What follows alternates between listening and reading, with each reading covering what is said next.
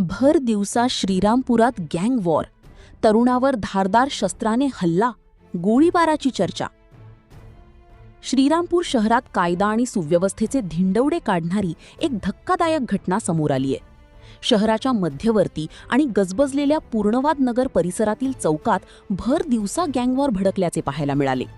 मागील भांडणाच्या पूर्ववैमनस्यातून एका 19 वर्षीय तरुणावर धारदार शस्त्राने प्राणघातक हल्ला करण्यात आला असून या घटनेदरम्यान गोळीबार झाल्याचीही जोरदार चर्चा परिसरात सुरू आहे. शुभम यादव, वय वर्ष 19, असे या हल्ल्यात गंभीर जखमी झालेल्या युवकाचे नाव आहे.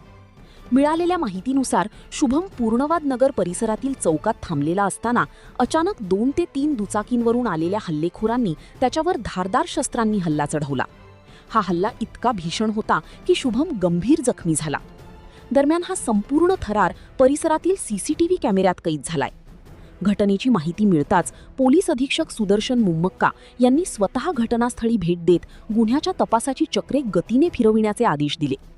सदर हल्ल्यात गंभीर जखमी झालेल्या शुभम यादव याला तातडीने अहिल्यानगर येथील रुग्णालयात उपचारासाठी दाखल करण्यात आले असून त्याची प्रकृती चिंताजनक असल्याची माहिती वैद्यकीय सूत्रांनी दिली आहे.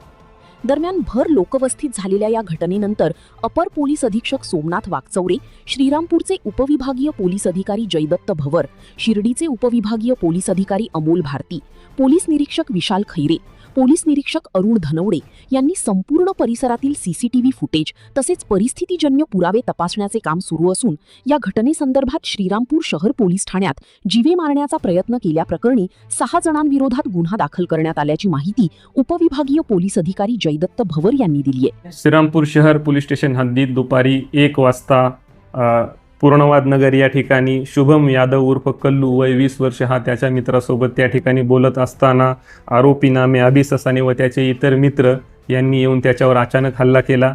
त्यामध्ये त्याच्यावर गोळीबार झाल्याचं असं सांगत आहेत. यानुसार फिर्यादीच्या फिर्यादीवरून आपण पोलीस स्टेशन श्रीरामपूर शहर येथे खुनाचा प्रयत्नाचा गुन्हा दाखल केलेला आहे. आरोपींचा शोध घेत आहोत. यामध्ये आणखी इतर आरोपी पण निष्पन्न करण्याची प्रक्रिया सुरू आहे.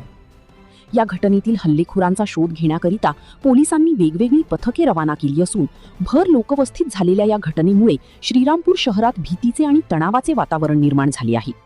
याविषयी RKS न्यूजने घेतलेला स्पेशल रिपोर्ट.